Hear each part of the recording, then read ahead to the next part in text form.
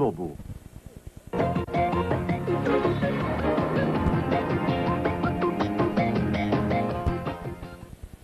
As estatísticas do IBGE mostram que a população brasileira está vivendo mais tempo. O número de idosos aumentou. Isso é bom por um lado, mas por outro traz a preocupação.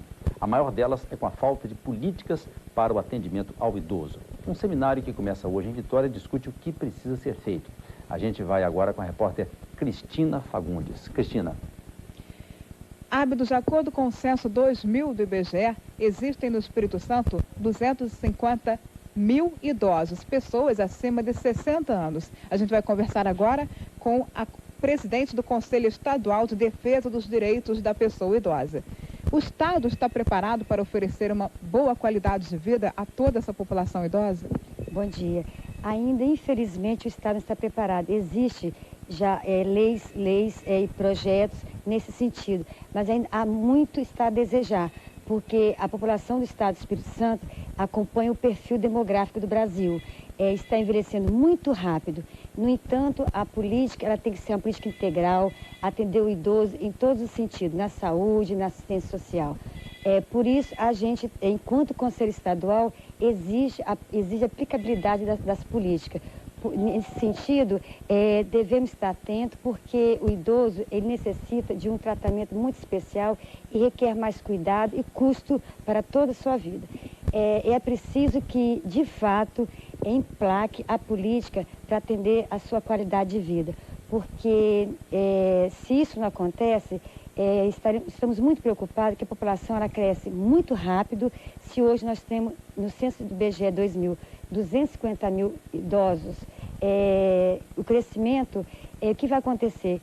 Nós não estamos preparados para tal. Neste seminário serão discutidos projetos para melhorar a qualidade de vida dos idosos? O seminário ele tem um dos objetivos, a aplicabilidade como instrumento de defesa dos direitos da pessoa idosa.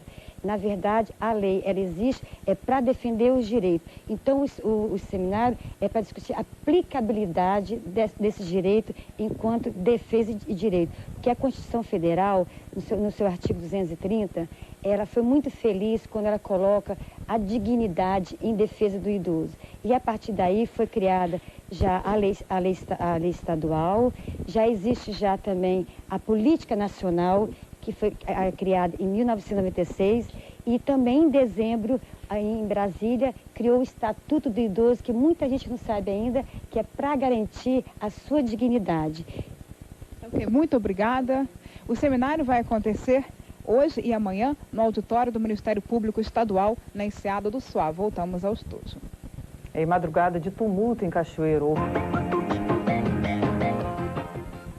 E o Espírito Santo tem de novo a gasolina mais cara da região sudeste. O consumidor reclama e o Ministério Público promete uma ação conjunta contra os postos.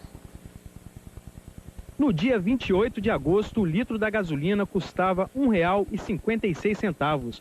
Hoje, menos de um mês depois, a gasolina está custando em média R$ 1,89. O aumento foi de 21%. Com essa nova alta, a gasolina no Espírito Santo passa a ser a mais cara da região sudeste. Os donos de postos tentam explicar o aumento. Na verdade, nós não consideramos um reajuste de preço, mas sim uma recomposição, visto que os postos estavam praticando um preço de promoção e que, portanto, tinha início e fim determinado. Mas a explicação não convence a promotora de defesa do consumidor. Isso é sintomático, toda vez acontece isso. Há anos que acontece isso aqui no estado, aqui na Grande Vitória, sempre acontece isso. Abaixa, depois aumenta, tão somente usando isso como uma forma de querer iludir o povo, dizendo que não existe cartelização. O que cada vez, ao contrário do que eles pretendem, prova exatamente o oposto, que o preço está acima do que devia ser cobrado, que existe uma margem de lucro exacerbada, um custo altíssimo para o consumidor, sem uma justa prestação ou uma justa razão para isso. A política já que o setor é forte e consegue comandar os seus postos, dono de postos, gerente de postos, a seguirem uma única linha de raciocínio altamente prejudicial ao consumidor, nós, órgãos de defesa do consumidor, também de forma uniforme, integrada, vamos nos unir para combater isso. O Ministério Público promete agir, mas enquanto isso, o consumidor paga a conta. Não sei até quanto o brasileiro vai aguentar isso, né? E a gasolina está muito cara num país pobre igual o nosso, tá? É um absurdo, não tem nem o que falar. Pois é, maior dificuldade para quem precisa de informações sobre a correção e também o saque do FGTS. Só lembrando, o número para tirar dúvidas é 0800 55 01 01. E é importante também que a pessoa tenha em mãos o número do PIS. Voltamos ao estúdio. A Justiça de São Mateus decretou a prisão de 4 pessoas, todas acusadas de pertencer a uma quadrilha especializada em fraudar licitações públicas. As prisões foram pedidas por promotores do Grupo de Repressão ao Crime Organizado. 4 pessoas tiveram a prisão temporária decretada pela Justiça. O pedido foi feito pelo Ministério Público Estadual. Os promotores têm documentos e afirmam: uma organização criminosa foi formada para fraudar licitações em diversos municípios. Este grupo tinha uma ação com hierarquia e regionalização de ação. Eles dividiram partes do Espírito Santo, atuação também em Rio de Janeiro, e a gente tem informação de que também em São Paulo. E ali cada um era responsável por uma parte, com uma organização centralizada para fraudar licitações. As investigações apontam para a existência de uma quadrilha especializada em criar empresas de fachada, com sócios laranjas, empresas que não existem nos endereços indicados.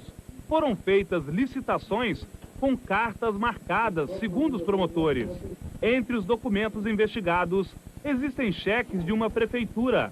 Este deveria ter sido usado para a compra de mochilas escolares, mas, de acordo com o Ministério Público, serviu como parte do pagamento de uma fazenda para o ex-prefeito de São Mateus, Rui Baromeu. É um exemplo do esquema montado para desviar dinheiro público. As licitações eram fraudadas porque não havia concorrência, porque todas as empresas pertenciam ao mesmo grupo. Além disso, para a prática desses crimes, crime de falsidade ideológica, lavagem de dinheiro, utilização de valores fora da administração pública. Então, foram diversos crimes constatados. Os promotores acreditam que as prisões temporárias são necessárias porque os envolvidos podem tentar esconder documentos ou até intimidar testemunhas importantes. Em São Mateus, uma pessoa já foi detida, o ex-chefe do setor de compras da prefeitura na gestão passada, Gildo Gregório. Agentes da missão especial foram acionados para cumprir os mandados de prisão. Os nomes das outras 3 pessoas procuradas são mantidos em sigilo, para evitar fugas. Os promotores informaram que também iriam pedir a prisão do ex-prefeito de São Mateus, Rui Baromeu, mas desistiram por causa da lei eleitoral. Alegaram que a lei permite que uma pessoa só possa ser presa em flagrante quando é candidato. Pois é.